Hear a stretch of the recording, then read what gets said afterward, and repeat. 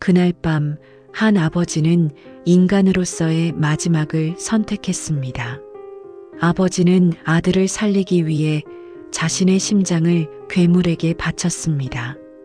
그리고 7살의 아이는 10년 동안 그 괴물의 발치에서 사람이 아닌 존재로 길러졌습니다.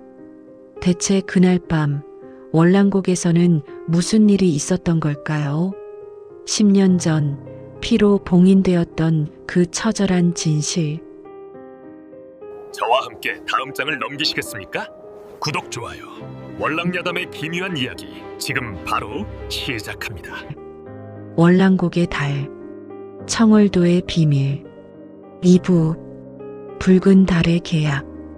윤대감의 저택을 빠져나온 도겸은 어머니와 김서방을 데리고 깊은 산속 은신처로 몸을 피했습니다. 10년 만에 재회한 모자, 하지만 기쁨도 잠시. 김서방이 깊은 한숨을 내쉬며 입을 열었습니다. 부인, 이제는 도련님께 말씀하셔야 합니다. 10년 전 그날 밤 대감마님께서 왜 월남곡으로 향하셨는지, 그리고 윤대감이 왜 그토록 부인을 살려두고 고문했는지 말입니다. 도겸의 눈이 가늘어졌습니다. 10년 전의 그날 밤, 빗속을 헤매며 죽음의 문턱까지 내몰렸던 그 처절했던 기억이 어머니의 비명과 함께 도겸의 머릿속에 핏빛 파도처럼 밀려오기 시작했습니다. 10년 전 함경도 양강도의 깊은 산속. 그날은 하늘이 무너져 내린 것만 같았습니다. 칠흑 같은 어둠 속에서 쏟아지는 폭우는 양강도의 험준한 산맥을 통째로 집어삼킬 듯 거셌습니다. 빗줄기는 차가운 화살이 되어 살점을 찔렀고 발 아래의 진흙탕은 도망자들의 발목을 낚아채는 짐승의 입처럼 끈적거렸습니다. 대감, 조금만 더 힘을 내십시오. 조금만 더 가면 됩니다. 충복 김서방의 목소리가 빗소리에 섞여 가늘게 떨렸습니다. 하지만 이사명 대감은 대답할 기력조차 없었습니다. 그의 가슴팍에는 이미 자객이 쏜 검은 화살 2대가 깊숙이 박혀 있었고 복부에서 흘러나온 선혈은 빗물에 씻겨 내려가며 그가 지나온 길을 붉은 선으로 그리고 있었습니다. 이사명은 정신이 혼미해지는 와중에도 등에 업힌 7살 아들 도겸의 무게만은 선명하게 느끼고 있었습니다. 아이의 작은 심장 박동이 자신의 등에 닿을 때마다 그는 지식여진 다리에 억지로 힘을 주며 진흙탕을 박차고 나갔습니다. 그들의 뒤에는 부인 서씨가 김서방의 부축을 받으며 비틀거리고 있었습니다. 정경 부인으로서 한평생 고운 비단길만 걸어온 그녀였습니다. 하지만 지금 그녀의 버선코는 피로 물들었고 헝클어진 머리카락은 빗물에 젖어 창백한 안색을 가리고 있었습니다. 대감, 저는 괜찮으니 도겸이를 데리고 먼저 가세요. 서씨 부인의 비장한 목소리에 이사명은 피 섞인 숨을 내뱉으며 고개를 저었습니다. 안 돼요, 부인. 저 보랏빛 안개만 넘으면 월남곡이요. 그곳에 닿으면 우리는 살 수 있소. 하지만 운명은 그들에게 그 짧은 거리조차 허락하지 않았습니다. 날카로운 금속 소리가 안개를 찢고 날아왔습니다. 그것은 왕이 도원수로 임명한 윤대감이 고용한 흑술사에 저주받은 무기, 포박령이었습니다. 사슬 끝에 달린 갈고리는 마치 먹잇감을 노리는 뱀처럼 허공을 유영하더니 뒤처져 있던 서씨 부인의 허리를 순식간에 낚아챘습니다. 아, 대감, 도겸아. 서씨 부인의 절규가 산맥을 뒤흔들었습니다. 쇠사슬은 무서운 힘으로 그녀를 어둠 속으로 끌어당기기 시작했습니다. 그 찰나였습니다. 안개 너머에서 날아온 또 다른 화살 한 대가 서씨 부인을 끝까지 부축하던 김서방의 어깨를 깊숙이 관통했습니다. 억하는 비명과 함께 김서방의 몸이 크게 휘청였습니다. 그는 끝까지 부인의 옷자락을 붙잡으려 손을 뻗었지만 밀려오는 충격을 이기지 못하고 힘없이 숲을 사이 벼랑 아래로 굴러떨어졌습니다. 거친 빗줄기와 자욱한 안개는 바닥으로 추락하는 그의 자취를 순식간에 지워버렸습니다. 어머니, 김서방 아저씨, 안 돼. 아버지의 등에 매달려 있던 도겸이 자지러지게 울며 손을 뻗었습니다. 하지만 7살 아이의 작은 손은 차가운 빗줄기만을 휘저을 뿐이었습니다. 이사명은 가슴을 옥죄는 통증을 억누르며 검을 뽑아들었습니다. 그러나 숲의 그림자 속에서 검은 옷을 입은 자객들이 귀신처럼 쏟아져 나와 그를 포위했습니다. 이사명, 대감마님께서 처자는 살려두라 하셨다. 내 놈만 죽으면 모든 게 끝날 일이다. 자객 우두머리가 피 묻은 칼날을 핥으며 비열하게 웃었습니다. 서씨 부인은 사슬에 질질 끌려가면서도 마지막 힘을 다해 아들을 바라보았습니다. 공포에 질린 눈 속에서도 오직 자식의 안위만을 걱정하는 어머니의 간절함이 달빛 아래 번뜩였습니다. 도겸아, 살아야 한다. 아버지를 따라가거라. 절대 뒤돌아보지 마. 그것이 마지막이었습니다. 서씨 부인의 하얀 옷자락이 숲속의 어둠 속으로 완전히 집어삼켜지는 순간 도겸의 세상은 무너져 내렸습니다. 어머니, 안 돼요. 어머니 구하러 가야 해요, 아버지. 제발요. 도겸은 이사명의 품에서 발버둥 치며 울부짖었습니다. 이사명 역시 피눈물을 쏟았습니다. 당장이라도 달려가 아내를 잡아간 저 사슬을 끊어버리고 싶었지만 그의 앞엔 수십 명의 자객이 길을 막고 있었습니다. 도겸아, 미안하다. 정말 미안하다. 이사명은 피 끓는 목소리를 내뱉으며 도겸을 안은 채 월랑곡의 경계, 그 기괴한 보랏빛 안개 속으로 몸을 던졌습니다. 월랑곡, 산자는 들어갈 수 없고 죽은 자는 나갈 수 없다는 전설의 금단 구역입니다. 안개 속으로 들어서는 순간 소름 끼치는 정적이 찾아왔습니다. 빗소리조차 들리지 않는 오직 누군가의 낮은 숨소리만이 감도는 공간이었습니다. 이사명은 거대한 동굴 입구에서 그대로 무릎을 꿇었습니다. 가슴에서 뿜어져 나온 피가 바닥의 하얀 모래를 붉게 적셨습니다. 도겸은 떨리는 손으로 아버지를 부축하며 오열했습니다. 아버지, 피가 너무 많이 나요. 어머니는요? 김서방 아저씨는요? 다들 어디 갔어요? 도겸아, 저기 저분을 보아라. 이사명의 시선이 향한 곳엔 인간의 형상을 하고 있으나 결코 인간일 수 없는 존재가 서 있었습니다. 9개의 거대한 흰 꼬리가 밤 공기를 가르며 일렁였고 황금빛 눈동자는 차가운 달빛처럼 도겸을 내려다보았습니다. 월랑곡의 주인 구미호였습니다. 이사명, 30년 만이구나. 내가 내게 베푼 은혜의 대가를 받으러 왔느냐, 아니면 먹잇감이 되러 왔느냐.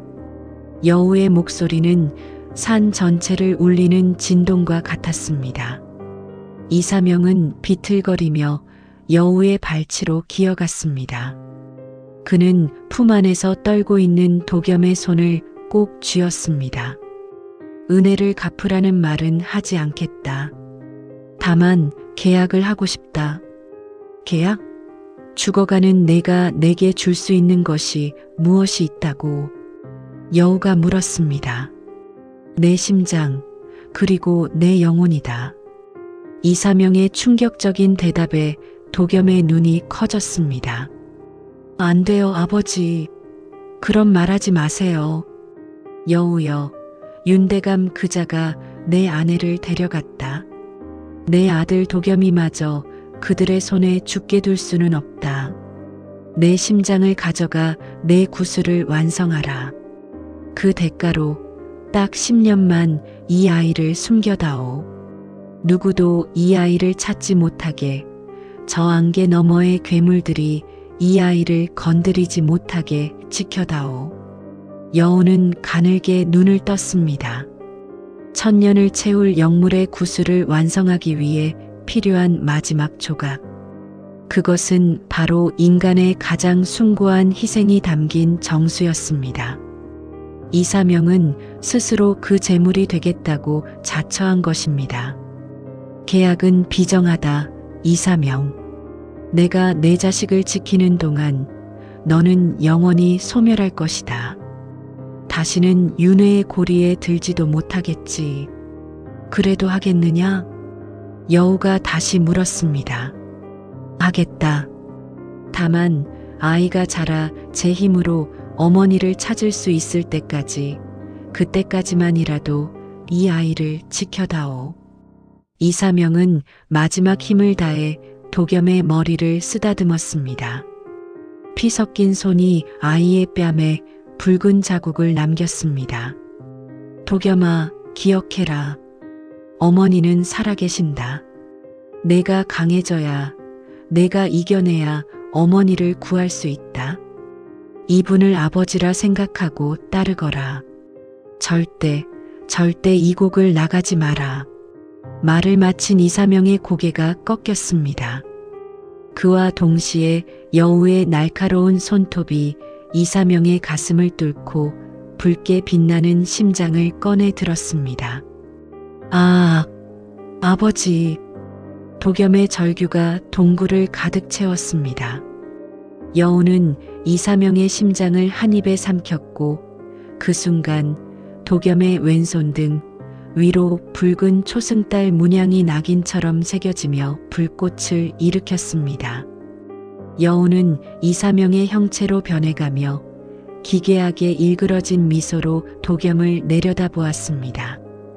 자, 이제 피의 계약은 성립되었다. 어린 짐승아. 도겸은 공포와 슬픔, 그리고 안개 너머로 사라진 어머니를 향한 갈망 속에서 정신을 잃고 쓰러졌습니다. 10년의 기한, 그 피냄새 나는 세월이 시작되는 순간이었습니다. 사흘 동안 이어진 깊은 잠에서 깨어났을 때 가장 먼저 느껴진 것은 코끝을 찌르는 비릿한 피 냄새와 뼈마디를 파고드는 소름 끼치는 향기였습니다. 도겸은 무거운 눈꺼풀을 간신히 들어 올렸습니다. 눈앞에 펼쳐진 것은 따뜻한 집의 천장이 아니었습니다. 거칠게 깎아낸 동굴의 암벽, 그리고 그 틈새로 스며드는 보랏빛 안개뿐이었습니다. 모든 것이 꿈이었기를 바랐습니다. 아버지가 쓰러지던 그 처절한 순간도, 어머니가 쇠사슬에 묶여 어둠 속으로 끌려가던 그 끔찍한 비명도 모두 지독한 악몽이었기를 간절히 기도하며 도겸은 몸을 일으키려 했습니다. 하지만 작은 몸을 움직이려던 순간 왼손 등에서 불에 달군 인두를 들이댄 듯한 극심한 통증이 몰려왔습니다. 도겸은 파들파들 떨리는 손으로 자신의 손등을 내려다보았습니다. 그곳엔 선명하고 붉은 초승달 문양이 새겨져 있었습니다. 심장이 뛸 때마다 그 문양은 마치 살아있는 생물처럼 기괴하게 박동하며 붉은 빛을 내뿜고 있었습니다. 그것은 낙인이었습니다. 월랑곡의 괴물이 자신의 소유물임을 증명하기 위해 새겨 넣은 짐승의 표식이었습니다. 7살 아이가 감당하기엔 너무나 무겁고 잔인한 표식이었습니다. 정신이 드느냐? 동굴 입구에서 들려온 목소리에 도겸은 온몸의 털이 곤두서는 것을 느꼈습니다. 그곳엔 아버지가 서 있었습니다. 아니, 사랑했던 아버지의 가죽을 뒤집어 쓴 그것이 서 있었습니다. 옷자락 끝에 묻은 핏자국조차 아버지가 죽어가던 그날 밤의 모습 그대로였습니다. 아버지, 정말 아버지예요? 꿈이 아니죠?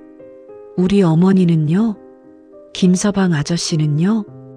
도겸은 자신도 모르게 손을 뻗어 그 옷자락을 붙잡으려 했습니다.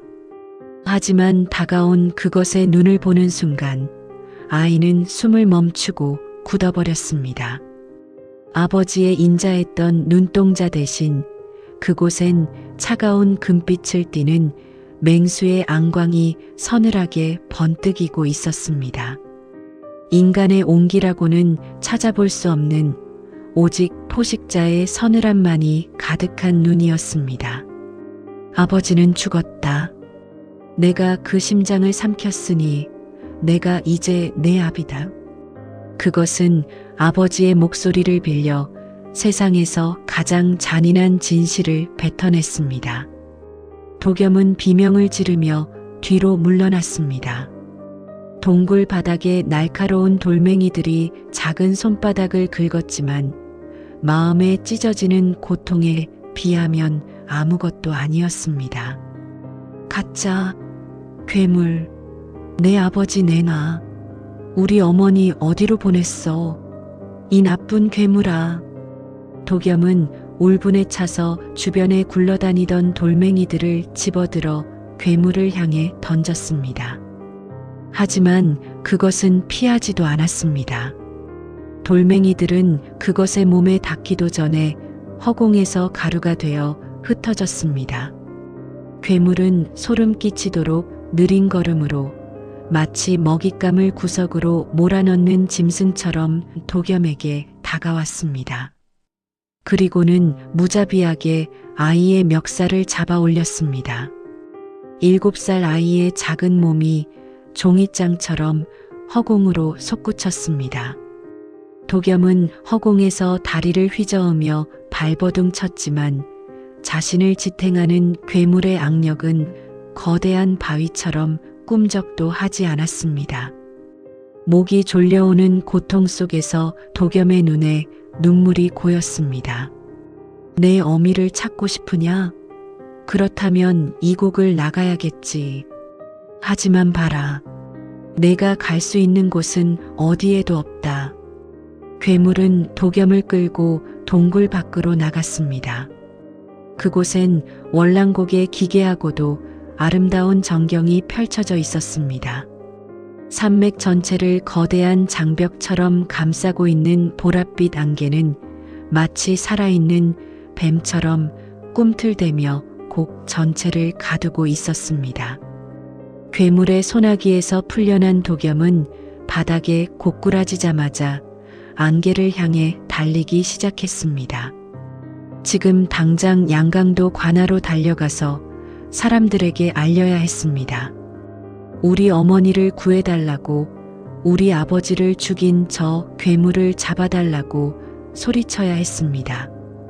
하지만 도겸의 작은 발이 안개의 경계에 닿는 순간 보이지 않는 거대한 벽에 부딪힌 듯 아이의 몸이 뒤로 크게 튕겨나갔습니다. 으악! 진흙탕을 구른 도겸의 왼손 등에서 낙인이 터질 듯이 뜨거워졌습니다. 살이 타들어가는 듯한 고통에 도겸은 비명을 질렀습니다. 괴물은 비틀거리는 도겸의 머리 위로 차디찬 목소리를 내리깔았습니다. 너는 계약된 재물이다. 10년이 지나기 전까지는 이 곡의 안개를 결코 넘을 수 없다.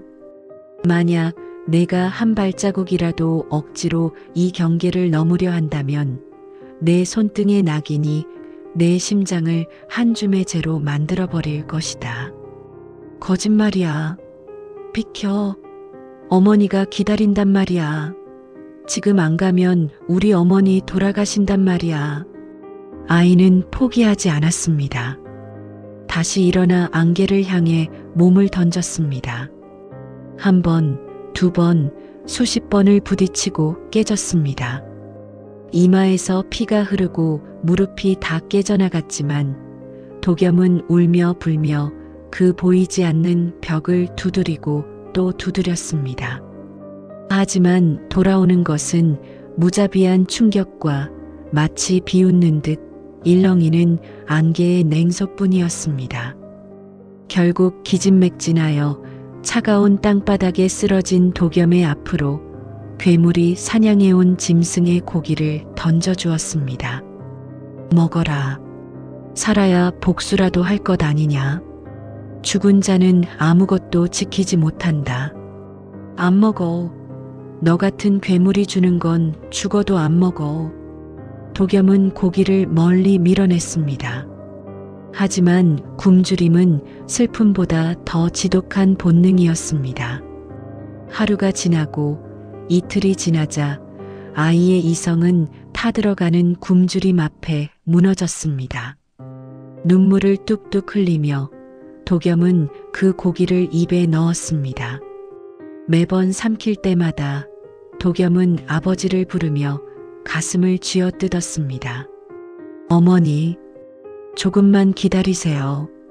내가 여기서 살아남아서 반드시 저 괴물의 목을 베고 어머니를 데리러 갈게요. 꼭 살아서 갈게요. 도겸은 고기를 씹으며 괴물을 노려보았습니다. 그것은 동굴 입구에 앉아 그런 도겸을 조용히 지켜보고 있었습니다. 마치 가장 맛 좋은 상태로 자라기를 기다리는 사냥꾼처럼, 혹은 자신의 의지를 이어받을 후계자를 지켜보는 스승처럼 말입니다. 그날부터 도겸의 지옥 같은 수련이 시작되었습니다. 괴물은 도겸에게 인간의 검술이 아닌 짐승의 살법을 가르쳤습니다. 말은 가르침이었으나 실상은 학대에 가까웠습니다. 안개 속에 숨어라. 숨소리를 죽이고 내 원수의 심장 소리를 들어라. 인간의 마음을 버려야 짐승을 잡을 수 있다. 괴물은 도겸을 천길 낭떠러지 절벽에서 밀어버리기도 하고 굶주린 늑대떼가 우글거리는 깊은 숲속에 어린아이를 홀로 버려두기도 했습니다. 도겸은 살기 위해 손톱이 다 빠지도록 바위를 타서 올라왔고, 살아남기 위해 자신보다 큰 늑대를 물리쳐야만 했습니다. 아이의 옷은 누더기가 되었고 온몸은 칼 자국과 이빨 자국으로 성한 곳이 없었습니다. 가장 괴로운 것은 매일 밤이었습니다. 온몸이 만신창이가 되어 돌아오는 도겸을 보며 괴물은 다시 인자한 아버지의 얼굴로 변의 상처를 닦아주려 했습니다. 그 위선적인 손길이 도겸은 소름 끼치도록 싫었습니다. 그 손 치워. 다가오지 마. 10년 뒤에 내가 제일 먼저 죽일 놈은 바로 너니까. 도겸의 서늘한 저주에도 괴물은 그저 낮게 웃을 뿐이었습니다. 그래. 그 증오를 잊지 마라. 내 심장을 태우는 그 불꽃만이 내가 월랑곡의 안개를 찢고 나갈 유일한 힘이 될 테니까. 7살 어린아이가 감당하기엔 월랑곡의 밤은 너무나 길고 시렸습니다. 아버지를 죽인 원수의 얼굴을 매일 마주하며 살기 위해 그가 던져주는 고기를 씹어야 했던 그 처절한 나날들. 꿈속에서조차 어머니의 비명소리가 들려올 때면 도겸은 자신의 여린 살점을 깨물며 울음을 참아냈습니다. 아이를 지탱한 것은 따뜻한 온기가 아니라 오직 하나, 반드시 살아남아 어머니를 다시 만나야 한다는 서슬퍼런 일념뿐이었습니다. 겨울이 오면 동굴 안은 칼바람이 몰아쳤습니다. 도겸은 얇은 옷 한 장의 의지에 어머니가 지어주셨던 비단옷의 감촉을 떠올리며 밤을 지새웠습니다. 배고픔보다 무서운 것은 잊히는 것이었습니다. 어머니가 나를 잊으면 어쩌나, 내가 어머니의 얼굴을 잊어버리면 어쩌나 하는 공포가 아이를 잠 못 들게 했습니다. 그렇게 10년의 세월이 흘렀습니다. 7살 아이는 17 청년이 되었고 월랑곡의 안개는 그의 피에 스며들었습니다. 도겸의 가슴 속에는 슬픔 대신 얼음보다 차가운 증오의 불꽃이 타오르고 있었습니다. 암자의 희미한 등불이 일렁였습니다. 10년 전의 기억이 파노라마처럼 스쳐 지나갔습니다. 도겸은 천천히 눈을 떴습니다. 눈앞에는 10년간 고문을 견뎌낸 어머니가, 그리고 곁에는 김서방이 있었습니다. 그의 손등에서는 여전히 붉은 낙인이 박동하고 있었습니다. 도겸의 눈이 가늘어졌습니다. 10년 전의 그날 밤, 단순히 윤대감의 권력욕 때문에 일어난 비극이라 믿어왔던 일에 또 다른 진실이 있다는 뜻이었습니다. 서씨 부인은 고개를 떨구며 힘겹게 말을 이어갔습니다. 도겸아, 내 아버지는 반역자가 아니었다. 오히려 반역을 막으려다 화를 입으신 게야. 윤대감과 그 배후에 있는 세력들이 명나라와 내통하여 이 나라의 근간을 뒤흔들려 한다는 증자를 내 아버지가 가지고 계셨단다. 도겸의 심장이 크게 요동쳤습니다. 그 증자가 무엇입니까? 어디에 있습니까? 그것은 단순한 문서가 아니었다. 조선의 왕실을 수호하던 영물의 기운이 담긴 청월도의 절반이었지. 나머지 절반은 윤대감이 가졌으나 우리 가문이 대대로 지켜온 그 절반이 없으면 그들은 완전한 힘을 얻을 수 없었단다. 서씨 부인의 목소리가 파르르 떨렸습니다. 윤대감은 그 청월도를 얻기 위해 우리 가문을 멸문지화로 몰아넣은 것이다. 내 아버지는 그 청월도를 안전하게 숨기기 위해 자신의 목숨과 영혼을 월랑곡의 괴물에게 맡기신 게야. 하지만 도겸아, 내가 알아야 할 사실이 하나 더 있다. 어머니는 잠시 말을 멈추고 아들의 왼손 등에 새겨진 붉은 낙인을 가슴 아프게 바라보았습니다. 그 청월도의 위치는 내 아버지가 돌아가시기 전 내 몸속에 심어두셨단다.